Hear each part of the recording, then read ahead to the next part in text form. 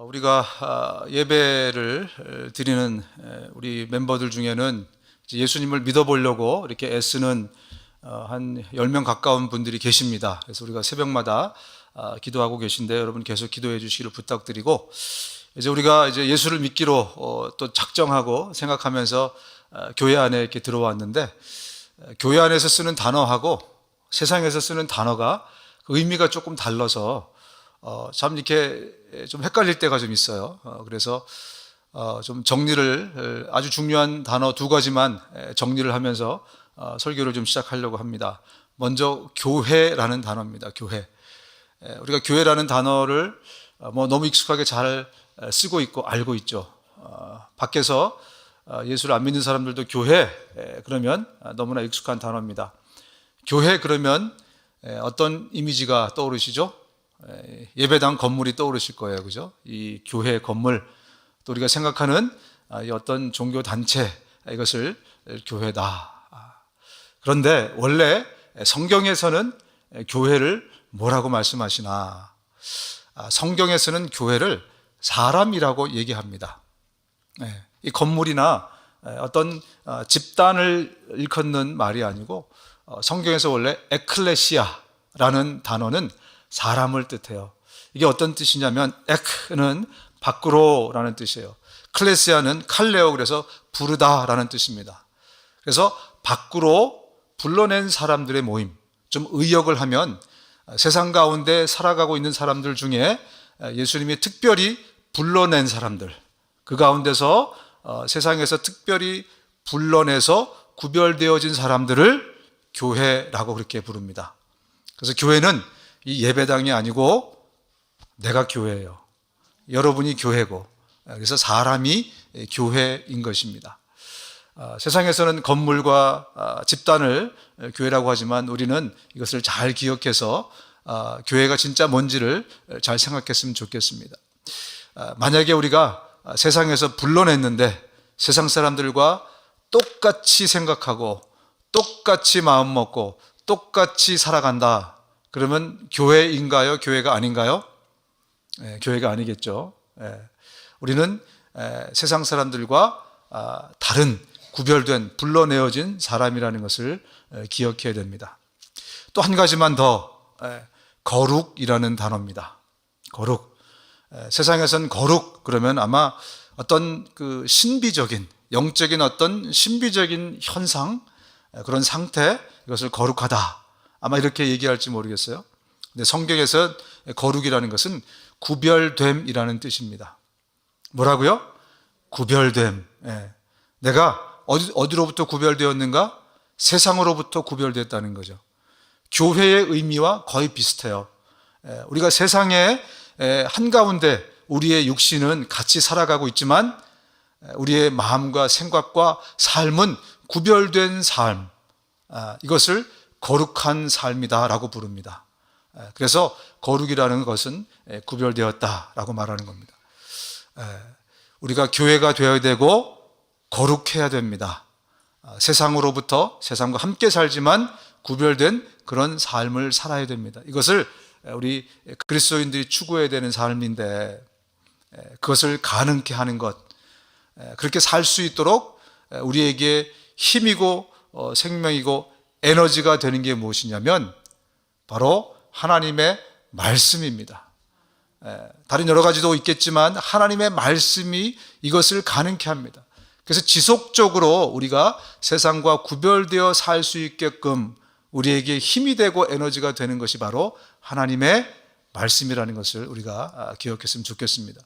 오늘 우리 본문을 통해서 하나님의 그 말씀의 어떤 힘, 이 성경 말씀의 그 의미들을 우리가 다시 한번 생각해보는 시간을 갖도록 하겠습니다. 본문으로 돌아가면 오늘 첫 절 10절입니다.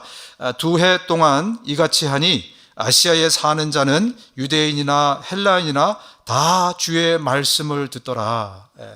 여기서 얘기하는 아시아는 오늘의 아시아를 이야기하는 것이 아니고 고대 근동의 이스라엘 지역의 지금의 터키 땅, 그 소아시아 지역을 이야기하는 것입니다. 지금 사도 바울이 3차 선교 여행을 몇 주 전에 떠나지 않았습니까? 우리가 지금 그 여행을 계속 쫓아가고 있는데 지금 에베소에 도착을 해서 에베소에서 가장 오랜 시간을 머뭅니다. 1, 2, 3, 4차 여행 중에 로마를 제외하고는 가장 오랜 시간 동안 선교를 했던 지역이 바로 이 에베소 지역이에요. 그래서 다음에 여러분들이 같이 성지순례를 가시면 에베소 지역이 다른 데에 비해서 더 많은 유물들이 이렇게 다 이렇게 개발이 돼 있어요. 아직까지 다 발굴을 하고 있는데 지금 많이 발굴된 지역이 에베소 지역입니다. 가보면 굉장히 발달이 되어 있어요. 그 흔적들을 저희가 볼 수 있습니다. 바울이 다른 지역보다 이 지역에 오랫동안 머물면서 무려 2년 동안이나 가르쳤어요. 2년 동안 가르친 결과 그 소아시아 지역에 있는 사람들이 다 말씀을 들었다, 이렇게 표현을 하고 있습니다. 다 말씀을 들었다는 의미가 어떤 의미일까? 소아시아에 있는 지역에 있는 사람들이 다 이 두란노 서원에 와가지고 다 여기서 어떤 교육을 받았다, 그런 의미일까? 먼저 지금 이 바울이 말씀을 가르치고 여기서 가르치는 사역을 한 곳을 두란노 서원이라고 부릅니다. 두란노 서원 그러면 뭐가 떠오르십니까? 출판사가 떠오르죠. 아주 유명한 출판사가 있습니다. 한국의 어떤 큰 교회에서 설립한 출판사인데, 이 두란노라는 말의 의미는 원래 사람 이름이에요. 투라노스. 이 투라노스라는 사람은 에베소 지역에서 굉장히 유명했던 수사학자이면서 철학자입니다. 가장 아마 영향력이 있고 인기가 있었던 사람인 것 같아요. 그리고 당시에는요, 이런 선생들이 자기들의 이 학당을 하나씩 갖고 있었어요. 우리말로 하면 서당이죠, 서당. 그런 자기의 철학이나 사상을 가리키는 학당들을 다 가지고 있었습니다. 이때 이 투라노스가, 두란노라는 사람이 가장 큰 학당을 가지고 있었습니다. 이 학당을 바울이 렌트를 한 겁니다. 그래서 두란노 서원에서 2년 동안 가르치게 된 거죠. 이 2년 동안 바울이 가르칠 때 11시에서부터 4시까지 가르쳤다 그래요. 11시부터 4시까지. 학자들이 왜 11시부터 4시까지 가르쳤는지를 연구해 보니까 그때 시에스타가 있었어요. 낮잠 자는 시간. 그래서 이 학원이 문을 닫는 시간이 11시부터 4시 사이였다고 합니다. 그래서 그 사이에 세상은 다 낮잠을 즐길 때 말씀을 배우고자 하는 사람들은 거기에 모여서 바울과 함께 2년 동안 가르침을 받았다는 것이죠. 그래서 그 결과 온 그 소아시아 지역에 하나님의 말씀이 편만하게 되었다. 그것을 지금 이 사도행전을 기록한 누가가 증언을 하고 있습니다. 바울이 2년 동안 어떤 말씀을 가르쳤을까? 여러분, 2년 동안 어떤 말씀을 가르쳤을까요? 바울이 2년 동안 가르친 말씀은 바울이 나중에 써내려간 신약 성경 서신서 13권입니다. 우리 생각에는 그때그때마다 갑자기 성령께서 영감을 팍팍 주셔가지고 이때는 에베소서를 쓰고 이때는 로마서를 쓰고 이렇게 된 것 같지만, 사실 이 2년의 시간 동안 바울은 성령님을 통해서 그 모든 내용들을 정립하고 그리고 그 내용들을 가르쳤던 것입니다. 그리고 그것을 갖고 있다가 교회에 필요가 있을 때마다 그것을 전했던, 하나님의 살아있고 생명 있는 성경 말씀을 바로 이 2년 동안 바울이 가르친 것입니다. 여러분, 하나님의 말씀, 바로 이 성경 말씀은 생명입니다. 따라합시다. 성경은 생명이다. 이것이 우리 영혼에게 생명인 거예요. 바로 이 말씀을 그 2년 동안 가르쳤기 때문에 이 말씀이 사람을 타고 넘어서 모든 소아시아 지역에 그렇게 스프레드 아웃이 된 것입니다. 여러분, 생명은 절대로 가만히 있지 않습니다. 특별히 하나님의 생명은 절대로 멈춰져 있지 않아요. 이 생명은 꿈틀거리고 움직이게 되어 있습니다. 또 리프로듀싱을 해요. 또 다른 생명을 낳게 되어 있습니다. 그래서 직접 사람들이 여기 와서 다 말씀을 들어서 이 말씀들이 다 전국적으로 퍼진 것이 아니고 바로 이 하나님의 꿈틀거리는 생명력이 사람을 타고 넘어서 온 소아시아 지역까지 그렇게 퍼졌다, 그런 얘기를 하는 것입니다. 혹시 우리 삶이 좀 무기력하고 좀 활력이 떨어지고 신앙생활에 열정이 많이 죽고 이런 분들이 혹시 계십니까? 그렇다면 우리가 점검하고 살펴봐야 될 것이 있습니다. 이것이 어쩌면 저혈압 때문에 그럴 수도 있어요. 그렇죠? 당뇨가 심해가지고 너무 우리 육체가 좀 많이 무기력해져서 이런 현상이 나타날 수도 있습니다. 운동 부족, 또 우울증이 갑자기 좀 심하게 오고 팬데믹 때문에 또 정신적으로 마음이 어려워서 일시적으로 이런 일이 나타날 수도 있습니다만, 우리 그리스도인들이 제일 먼저 살펴봐야 될 것은 내 안에 하나님의 생명이 풍성한지 이것을 먼저 점검하셔야 됩니다. 우리 그리스도인들이 활력이 넘칠 때는 언제냐면 하나님의 생명이, 하나님의 말씀이 우리 중심에 넘칠 때, 그때 바로 우리가 생명력 넘치는 그런 삶을 살게 되는 것입니다. 그래서 저와 여러분들이 늘 점검해야 되는 것은 내가 다운되고 내 마음이 어렵고 내가 힘들 때 다른 외부적인 요소가 분명히 있을 수 있지만 근본적인 원인을 찾아보셔야 됩니다. 과연 내 안에 하나님의 생명이, 다시 말씀드리면 하나님의 말씀이, 다시 말씀드리면 성경 말씀이 내 안에 지금 충만한가, 그것을 체크하시면 분명한 답이 나오게 되어 있습니다. 일전에도 한번 말씀드렸지만 북한에서 선교를 열심히 하다가 갑자기 잡혀 들어가서 거의 949일 동안 그 죄명이 받은 형이 종신노동 교화형이라는 형을 받고 거의 3년간 북한에서 이렇게 복역을 한 목사님이 계십니다. 그냥 감옥에 갇혀 있었던 것이 아니고 간증을 들어보면 매일 중노동을 하셨다 그래요. 진짜 손발이 거의 다 뭉그러질 정도로 하루 종일 중노동을, 그렇게 거의 1000일 가까이 중노동을 하셨는데 그 모진 시간들을, 겨울이면 북한이 얼마나 춥겠습니까? 양말을 대여섯 개씩 끼워 신어도 그래도 동상에 걸리고 그 가운데서도 계속 땅을 파고 중노동을 3년 동안 했습니다. 그런데 그 어려운 시간을 견디게 했던 것이 무엇인가? 그 목사님 말씀에 의하면 바로 이 한 권의 성경이었다고 합니다. 자신은 목사이면서도 그렇게 평소에 성경을 많이 안 읽었대요. 근데 그 시간 동안, 3년 동안 가장 많이 성경을 읽었다고 합니다. 성경을 읽을 때마다 이 생명의 근원되는 하나님의 말씀이 그의 중심에 자리하게 되고 생명이 넘치고, 그래서 그 모진 시간들을 그가 견딜 수 있었노라, 이렇게 간증을 하십니다. 안희숙 사모님이라는 분이 계십니다.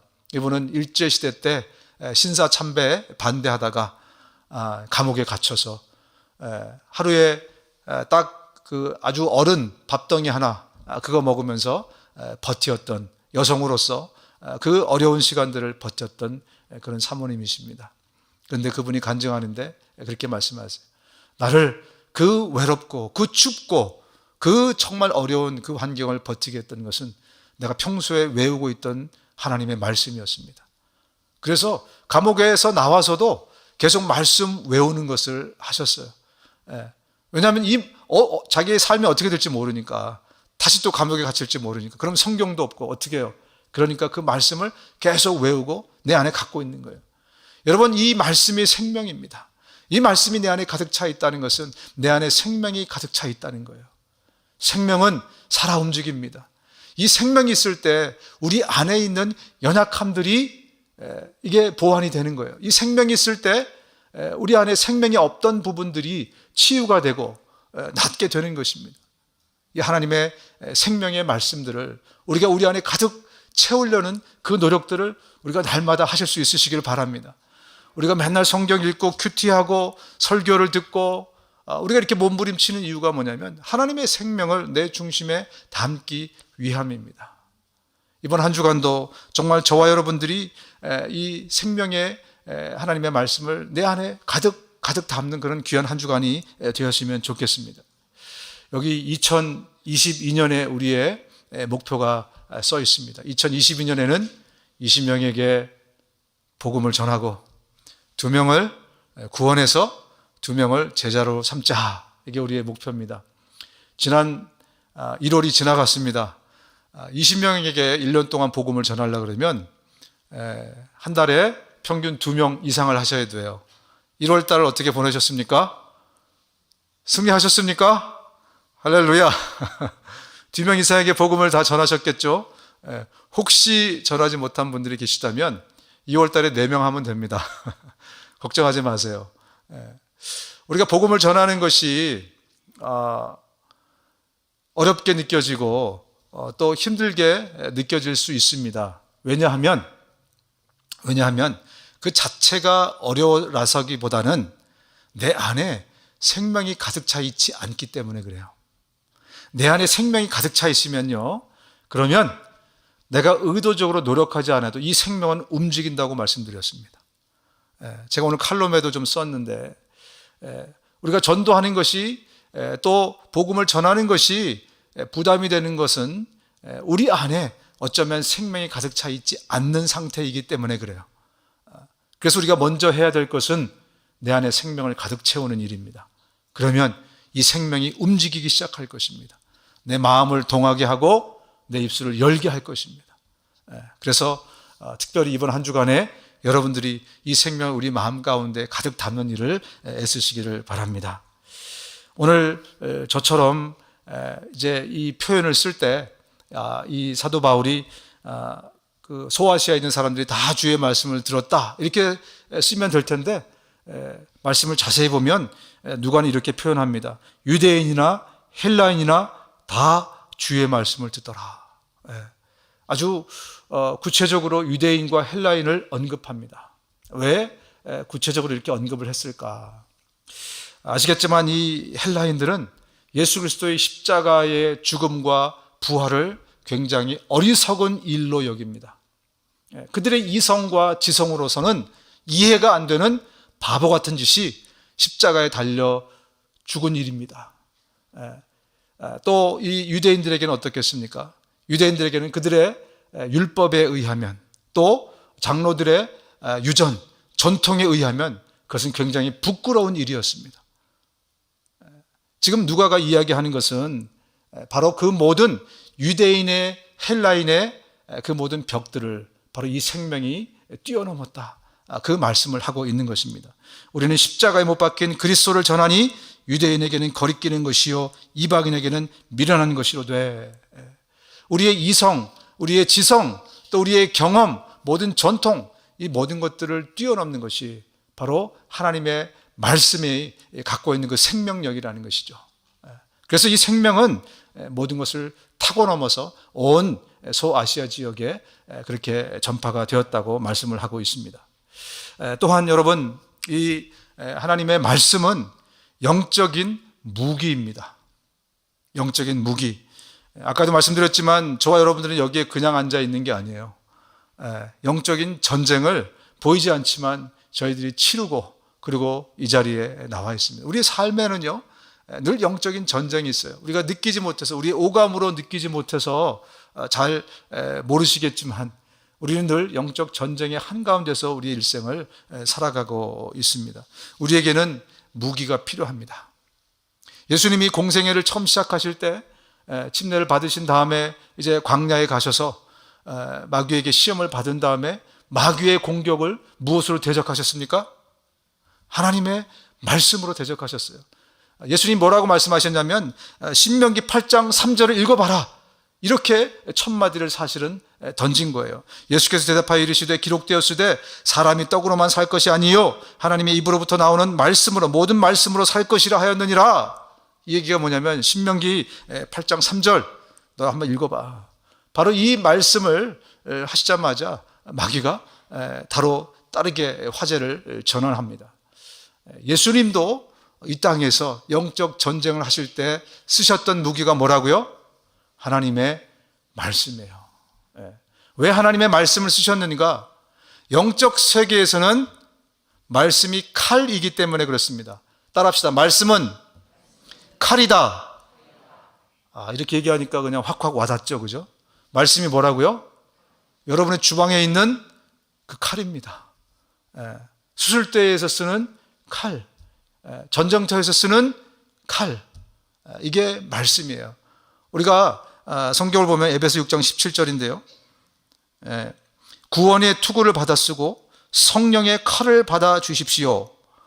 성령의 칼은 하나님의 말씀입니다. 말씀이 성령의 칼이다 라고 말씀을 하고 있습니다. 잘 아시는 말씀 히브리서 4장 12절 같이 한번 읽어볼까요? 히브리서 4장 12절 시작. 하나님의 말씀은 살아있고 활력이 있어 좌우의 날선 어떤 검보다도 예리하여 영혼과 영과 및 관절과 골수를 찔러 쪼개기까지 하며 또 마음의 생각과 뜻을 판단하나니. 여기서 살았다는 것은 에넬게스라는 건데 에너지가 여기서 나왔어요. 또 여기서 예리하다는 것은 토모스라는 단어인데 아주 날카롭다, 예리하다라는 것을 의미를 하고 있습니다. 하나님의 말씀은 이렇게 날카롭고 힘이 있는 그런 칼이다, 영적인 무기다, 그 말씀을 하고 있는 거예요. 여러분, 이 무기를 잘 벼려서 이 아주 날카롭게 갖고 있으면 어떤 전쟁이 와도 어떤 대적이 와도 우리는 이길 수 있습니다. 아멘. 어떻게 보면 우리가 왜 이렇게 날마다 시험이 오면 자꾸 넘어지는가? 우리에게는 많은 방어 무기들이 있어요. 방어 무기들, 그죠? 구원의 투구가 있습니다. 그죠? 그 다음에 믿음의 방패가 있어요. 의의 흉배가 있어요. 근데 모든 이 영적인 무기 중에 유일한 공격용 무기가 많이 들어보셨겠지만 바로 이 하나님의 말씀이에요. 성경 말씀이에요. 근데 이 말씀이 무디면 그러면 전쟁에서 열심히 해봤자 비깁니다. 공격을 못해요. 수비만 해요. 여러분, 축구를 하는데 공격은 안 하고 수비만 합니다. 결과가 어떻게 되겠습니까? 잘해야 비기는 거예요. 왜? 내가 골을 못 넣으니까. 그럼 주기도문을 보면 우리가 제자들이 예수님께 묻습니다. 우리도 날마다 기도할 기도문을 주십시오. 그렇게 요구한 게 주기도문이거든요.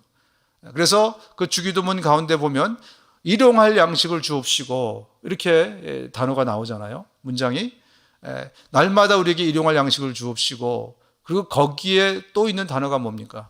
시험에 들지 말게 하옵시고. 그래서 저는 어릴 때부터 의아해했어요. 왜 이렇게 시험에 들지 말라는 것을 날마다 기도해야 되는가? 왜 그런 것 같으세요, 여러분? 시험이 너무 많기 때문에 그래요. 믿음 있는 사람은 시험이 없는 것 같은데 더 많아요, 사실은. 그것을 이겨낼 뿐이지 정말 많은 시험들이 있습니다. 아마 여러분보다 저한테 더 많은 시험들이 있을걸요. 마귀가 저를 무너뜨려야 또 교회가 무너지지 않겠습니까? 그러다 보니까 굉장히 많은 시험을 갖고 있어서 그냥 살아있는, 그냥 늘 날마다 시험 치는 사람 같아요. 누가 또 이렇게 와서 이런 말 하고 또 저렇게 하고 뭘 하고 어떻고 교회가 이렇게 돌아가고 또 뭐 교인들끼리 싸우기도 하고 뭐 하여튼 별의별 시험거리도 굉장히 많이 있는데, 저의 삶뿐만이 아니라 여러분의 삶에도 시험이 굉장히 많이 다가오실 겁니다. 근데 문제는요, 넘어지는 것을 너무 당연하게 생각한다는 거예요. 주님 너무 힘든 거 아시죠? 그리고 철퍼덕 넘어지고, 주님 다음에는 제가 또 한번 이겨볼게요. 요번만큼요. 철퍼덕 넘어지고. 안 그러신 듯한 표정이신 것 같은데 그죠? 제가 보니까 많이들 시험이 오면 당연하게 시험은 넘어지는 것이다, 시험이 오면 시험 드는 것은 당연하다, 이렇게 생각하시는 분들이 많이 계신 것 같아서 참 안타깝습니다. 그런데 왜 자꾸 우리는 시험에 잘 넘어지는가? 암만 생각해 봐도 공격용 무기가 시원찮아서 그래요. 마귀가 시험을 갖고 오면 대적해야 되는데 우리는 수비만 하고 있어요. 방패로. 이 칼을 가지고, 날카로운 칼을 가지고 대적을 해야 되는데 말씀의 칼이 너무너무나 녹슬어 있어요. 너무너무나 묻어 있어요. 역할을 하지 못합니다. 그러면 늘 시험에 들게 돼 있어요. 우리가 연말에나 믿음의 진보를 생각해 볼 일이 아닙니다. 여러분, 1월 달보다 2월 달에 믿음의 진보가 좀 있다고 생각하세요? 왜 아닐까요? 아니라면 믿음의 진보는 말씀을 통해서 이루어지는 거예요. 믿음의 진보는 그냥 집회에 오래 참석하고 은혜 받는 그것으로 믿음의 진보가 이루어진다고 생각하는데 그것도 약간은 있습니다. 그러나 우리가 생각하는 진보라는 단어를 쓸 정도는 안 되는 거죠. 현상 유지. 그래서 저와 여러분들이 정말 믿음의 진보를 얻기 원한다면 저와 여러분들은 말씀을 우리 안에 담아내셔야 돼요.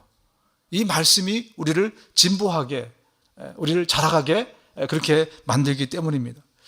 교회 생활이 지금 20년, 30년 됐는데 여전히 거의 제자리에서 자라지 못하고 있다면 정말 너무 안타까운 일 아니겠습니까? 왜 이렇게 믿음의 진보가 없는가? 그래서 시험이 다가오면 예전처럼 똑같이 또 대응하고 똑같이 넘어지고 똑같이 힘들고 너무 답답하시죠? 내가 생각해도 답답하시죠? 그렇다면 믿음의 진보를 가지셔야 됩니다. 무엇을 통해서?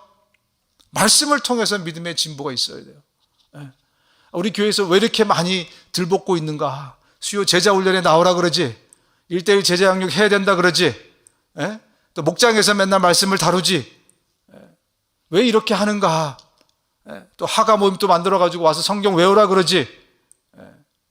믿음의 진보는 말씀을 통해서만 이루어질 수 있는 것이기 때문에 그래요. 먹어야죠. 우리의 중심, 우리의 영혼이 생명을 먹어야 우리가 자랄 수 있기 때문에 그렇습니다.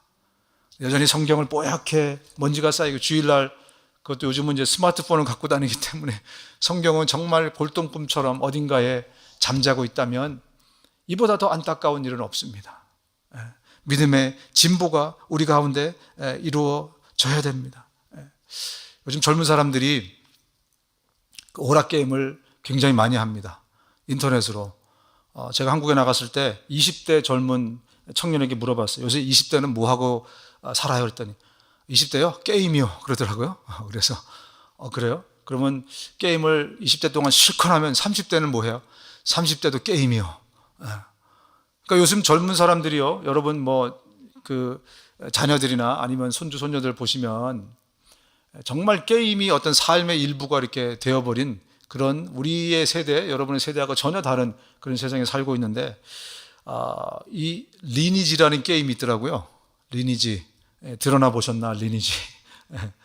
어떤 그 만화책을 모태로 해가지고 만든 게임인데 이 게임이 이제 전쟁 같은 거 하는 게임인가 봐요. 어떤 성을 차지하고 막 하는데 성을 차지하면 전쟁하려면 무기가 있어야 되잖아요. 그죠? 근데 여기서 뭐 활도 있고 칼도 있고 방패도 있고 여러 가지 무기가 있어요. 근데 제가 깜짝 놀랐습니다. 이 리니지에서 칼이 있는데 제일 비싼 칼이 있어요. 제일 비싼 칼이라는 것은 가장 센 칼이에요. 누구든지 이 칼하고 부딪히면 다 져요. 리니지에서 이 칼을 진명황 집행검이라는 칼이더라고요. 집행검. 여러분, 이 칼 하나가 얼마인 줄 아십니까?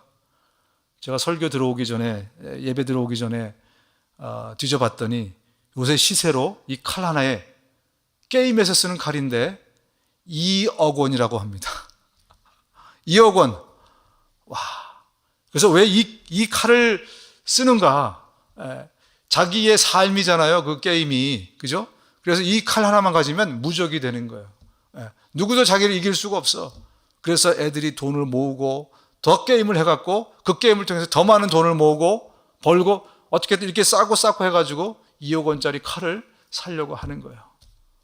그래서 제가 그 생각을 했습니다. 야, 우리 정말 우리의 영혼을, 내 삶을 살리는 생명의 칼을 얻기 위해서도 정말 이렇게 노력한다면, 이렇게 애쓴다면 애들이 밤새고 이 칼 하나 살려고 게임을 한다고 해요. 그래서 조금 더 좋은 거 사가지고 결국 그거를 다 팔아가지고 2억 원짜리를 살려고 하는 거예요. 이런 사모함이 우리 가운데 있다면 얼마나 좋을까. 할렐루야. 이것은 게임에 나오는 칼이 아니고 내 영혼을 살리는 칼입니다. 하나님의 말씀. 이것을 날카롭게 갈고 벼리고 정말 이것을 이 말씀을 내 안에 담고 해야 되지 않겠는가.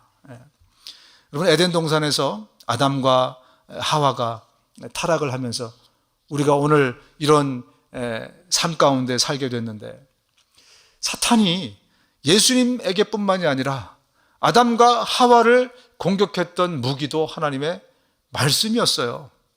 영적 전쟁에서는 이 말씀이 무기라니까요. 우리가 쓰지 않으면 사탄이 이 말씀을 가졌어요.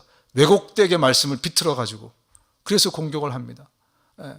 잘 보면 이렇게 3장 1절에 이렇게 사탄이 얘기를 해요. 뱀이 여자에게 물어 이르되 하나님이 참으로 너희 동산 모든 나무의 열매를 먹지 말라 하시더냐. 근데 하나님 뭐라고 말씀하셨냐면 한번 비교해 보세요. 마귀가 지금 그랬어요. 사탄이 진짜 동산에 있는 모든 나무 먹지 말라 그랬니? 이렇게 물어봤거든요 지금. 근데 하나님이 원래 오리지널로 뭐라고 말씀하셨냐면 여호와 하나님이 그 사람에게 명하여 이르시되 동산 각종 나무의 열매는 네가 임의로 먹되, 뭐라 그랬어요? 다 먹으라 그랬잖아요. 임의로 먹되. 근데 조건만 하나 달았어요. 선악을 알게 하는 나무의 열매는 먹지 말라. 이거 먹으면 네가 죽게 될 것이다. 하나님은 원래 동산에 있는 나무 선악과 빼고 다 먹으라 이랬더니 그것을 살짝 왜곡해서 정말로 하나님이 동산에 있는 나무 다 먹지 말라 그랬니? 이렇게 헷갈리게 만들어 놓는 거예요. 여러분도 헷갈리시죠? 그죠? 사탄이 쓴 무기가 바로 이거예요. 그래서 하와가 사탄을 제대로 코렉트를 해준다고, 제대로 정정해준다고 사탄의 말을 받아들였다가 결국은 타락을 하게 된 거거든요. 아주 유능한 세일즈맨을 만나면요, 여러분 입을 다무셔야 돼요. 안 그러면 그 물건 사게 됩니다. 그죠? 사고 많이 치셨죠? 그죠? 원래 살 마음이 없었는데 그 사람 만나가지고 그렇게 유능한 세일즈맨보다 더 머리가 좋은 게 사탄이에요. 근데 그 사탄이 쓰는 무기가 바로 하나님의 말씀입니다. 이단들이 어떤 감언이설을 가지고 우리를 유혹하는 게 아니에요. 사탄이 감언이설로 넘어뜨린 것이 아닙니다.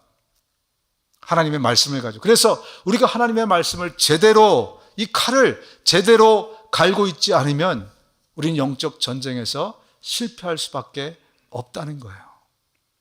여러분의 칼은 어떻습니까? 거기 녹슬어 있지 않습니까? 묻어 있지 않습니까? 아니, 칼이라고 보기에는 너무 우스운 모습으로 갖고 있지 않습니까? 날이 다 부러져 가지고 칼을 딱 꺼내는데 요만한 칼이 툭 나와. 이걸로 뭘 하겠습니까? 이걸로 감자라도 깎겠습니까? 혹시 나의 칼은, 나의 말씀의 칼은 이렇게 부끄러운 칼이 아닌지 생각해 봐야 됩니다.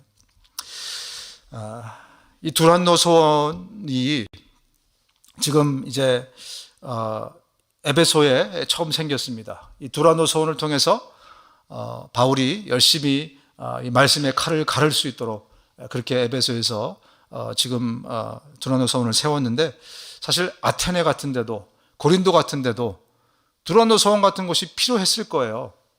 근데 유일하게 에베소에만 두란노 소원이 세워집니다. 그게 참 저는 궁금했어요. 다른 도시에는 왜 없었을까? 더군다나 오늘 말씀을 보면 에베소에는 굉장히 영적인 어떤 특혜 같은 것들이 이루어집니다. 11절 12절입니다. 하나님이 바울의 손으로 놀라운 능력을 행하게 하시니 심지어 사람들이 바울의 몸에서 손수건이나 앞치마를 가져다가 병든 사람에게 얹으면 그 병이 떠나고 악귀가 나가더라. 바울이 전에는 이런 이적을 행한 적이 없어요. 1차, 2차, 3차 때 바울이 어떤 이적을 행했나요? 루스트라에서 안진뱅이 하나 일으킨 거 저 기억나더라고요. 근데 오늘 바울이 쓰고 있는 손수건을 가져다가, 쓰고 있는 앞치마를 가져다가 병자에게 얹으면 병이 낫다는 거예요. 왜 앞치마냐? 지금 바울이 11시부터 4시까지 가르친 다음에 텐트 만드는 거, 자기 원래 본업으로 돌아가서 일을 했어요.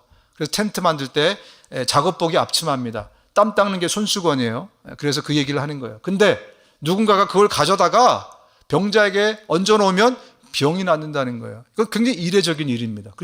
그렇죠? 그죠? 이런 일이 없었고 앞으로도 이런 일은 없어요. 왜 에베소에만 이런 특별한 일을 하셨을까? 이게 참 궁금했습니다. 원래 에베소는요, 기억하실지 모르겠지만 2차 선교 여행 때 들어가려고 했던 도시예요. 근데 하나님이 길을 막으셨어요. 그리고 드로아까지 하나님이 인도하셔서 에베소를 비롯해서 소아시아 지역에 복음을 전하지 못해서 드로아까지 그냥 거기서 멈추게 된 겁니다. 근데 거기서 마게도냐 환상을 보게 됐잖아요. 그래서 바다 건너서 빌립보로 건너가게 된 겁니다. 그러니까 2차 선교여행 때는 성령께서 일부러 들어가지 못하게 하셨습니다. 왜 그러셨을까? 이 에베소는요, 우리가 여태까지 다뤘던 모든 도시 중에 가장 영적으로 타락한 도시입니다. 말씀드렸지만 로마의 4대 도시 중에 하나가 이 에베소인데, 여기는 경제, 또 무역, 행정, 문화 모든 것이 극도로 발달되어 있던 도시가 바로 이 에베소였어요. 그리고 지난번에 아테네에 대해 설명했을 때 파르테논 신전에 대해서 말씀드렸잖아요. 지금도 남아있는 세계 문화유산 몇 호 그래가지고 거대한 신전이 있었다. 저 언덕 위에 46개의 기둥이 거기 있었어요. 그런데 이 아테네에는요, 아데미 신전이 있는데 거긴 기둥이 126개입니다. 규모가 4배에서 6배 사이로 큰 규모의 신전이 있었어요. 거기에는 수천 명의 창기들이 거기에 있었습니다. 그래서 사람들이 이번 농사를 짓기 잘 되게 하기 위해서 가서 예배를 드려야 되잖아요. 돈을 바리바리 싸갖고 가가지고 거기다가 바치고 신전에 있는 창기들과 그런 어떤 육신적인 행위를 한 다음에 남자고 여자고 다 그리고 내려왔어요. 도시 전체가 영적으로 보면 쓰레기. 그 도시가 바로 에베소였습니다. 또 거기는 치유의 법권이 있어가지고 범죄자들이 범죄를 하고 도망가면 거기서는 잡을 수가 없어요. 완전히 그런 이 사탄의 어떤 중심지, 그것이 있었던 것이 바로 에베소입니다. 바울과 실라와 디모데 세 사람으로서는 감당해낼 수 없는 바로 그것이었던 것이죠. 그래서 성령께서 바울을 통해서 2년 동안 뭘 하십니까? 열심히 말씀으로 교육을 하신 거예요. 그들을 자라게 하신 것입니다. 그래서 준비가 되었을 때 하나님께서 이제 성령께서 일을 시작하시는 것입니다. 그렇습니다. 바로 이 에베소의 영적인 상황 때문에 특별한 말씀 교육을 해서 그들을 믿음으로 자라게 하신 거예요. 여러분, 말씀이 우리를 자라게 하는 겁니다. 말씀이 우리를 성장하게 하는 거예요. 다른 부수적인 여러 가지 것들도 있지만 제가 늘 강조하지만 여러분, 주일 설교 말씀 듣는 거 하나만으로는 우리가 잘한다고 볼 수가 없어요.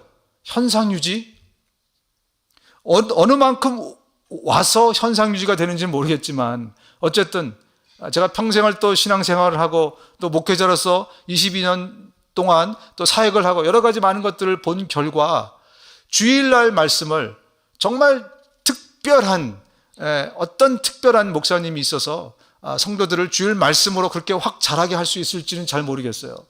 그런데 저는 아닌 것 같아요. 또 제 주변에도 보면 그런 특별한 능력이 있는 목사님은 많지 않은 것 같습니다. 주일 말씀 듣는 거 하나만으로 우리가 난 신앙생활 한다, 잘할 수가 없습니다. 내가 정말 이 말씀을 사모해서 내가 매일매일 이 말씀을 상고하고 읽으시고 묵상하고 공부하고 연구하셔야 돼요. 제자훈련 프로그램을 할 때마다 나오셔서 더 연구하고 또 공부하셔야 돼요.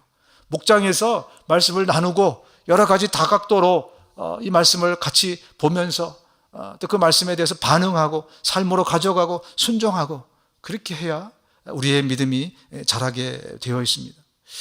고린도전서를 보면요, 형제들아 내가 신령한 자들을 대함과 같이 너에게 말할 수 없어서 육신에 속한 자 곧 그리스도 안에서 어린 아이들을 대함과 같이 하노니 내가 너희를 젖으로 먹이고 밥으로 아니하였노니 이는 너희가 감당하지 못하였음이거니와 지금도 못하리라.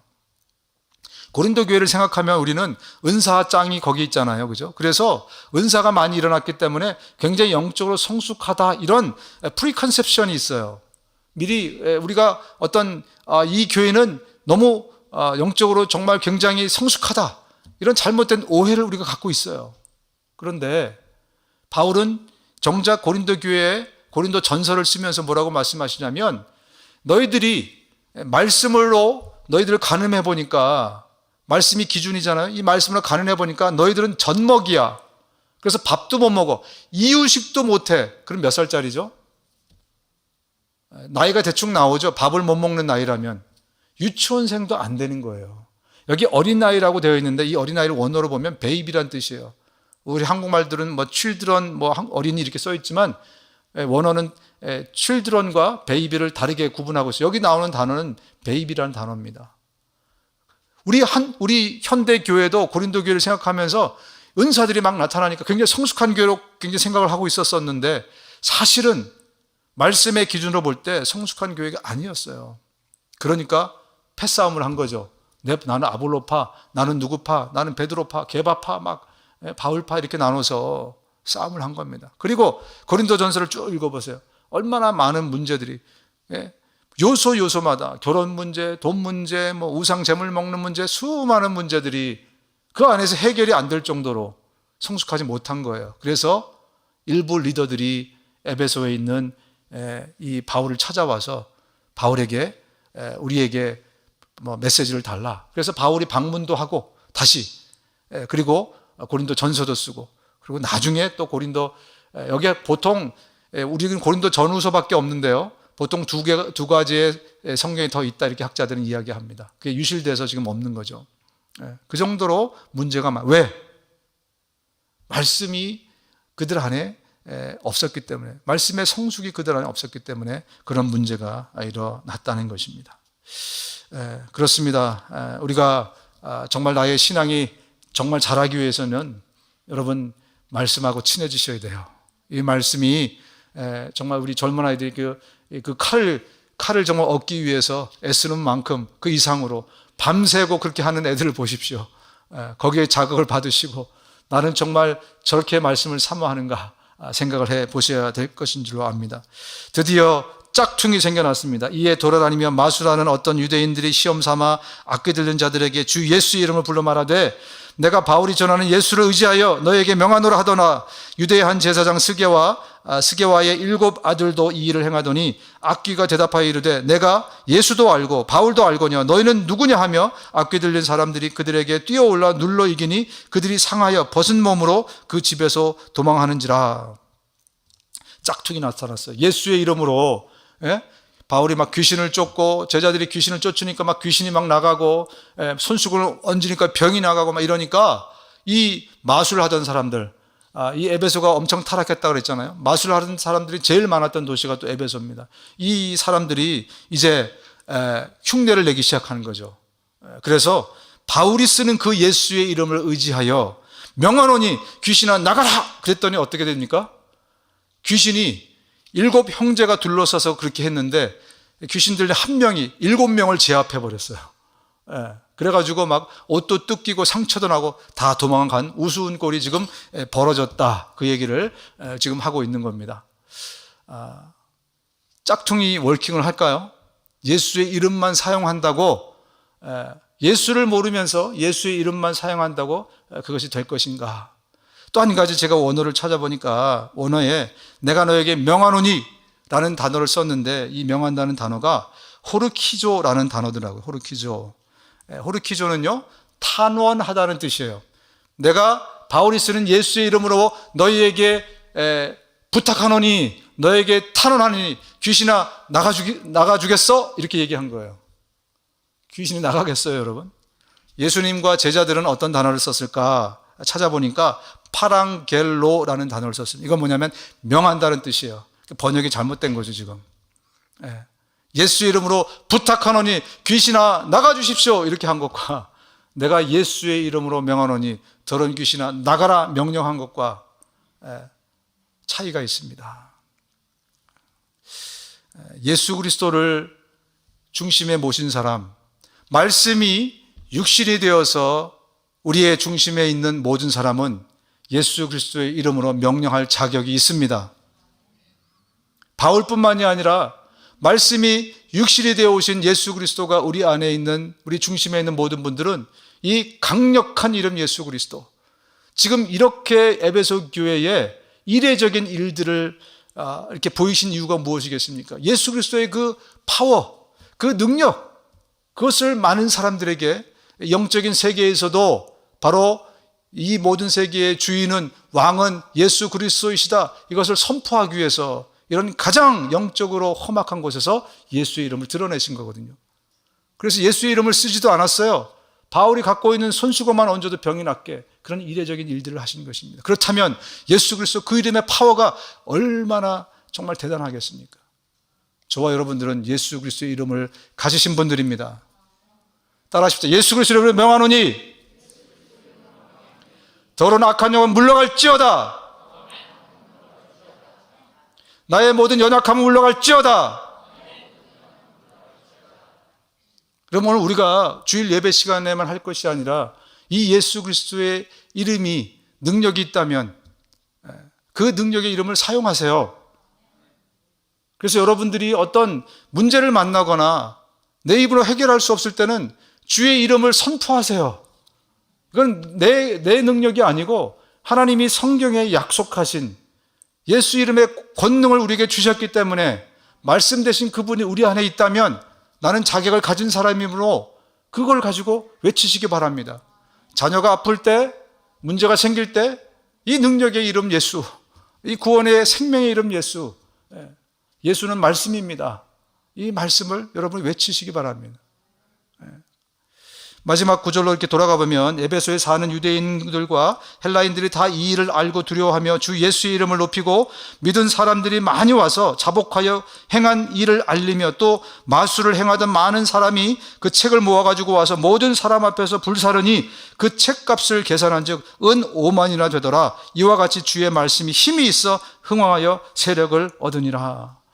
진짜 회개가 일어났다는 거예요. 얼마나 이 값어치 있는 파피루스로 만든 이 책 하나에 은 한 개 값을 알아보니까 한 사람이 하루 일당이래. 오늘날로 하면 한 100불 정도 될까요? 계산하면 500만 불 정도의 값어치를 지금 불태우는 거예요, 지금. 진짜 회개가 안 일어나면 이럴 일이 있을 수가 없습니다. 진짜 회개가 일어나면 지갑이 열린다고 하잖아요, 그죠? 돈 아까운 줄 모른다고 하잖아요, 그죠? 그런 것처럼 진짜 그들에게 회개가 일어나서 삶이 뒤집어진 거예요. 근데 그것을 그렇게 하도록 하는 것이 무엇이라고요? 마지막 구절의 말씀, 주의 말씀이 힘이 있어서 흥왕해서 바로 주의 말씀이 이겼다, 이렇게 결론 짓고 있습니다. 이번 한 주간 동안 그 말씀이 여러분을 사로잡을 수 있기를 주님의 이름으로 축원드립니다. 그 말씀 사모해서 읽고 묵상하고 외우고 공부하고 그 말씀 껴안고 베고 자고 안고 자고 할 수 있기를 주님의 이름으로 축원드립니다.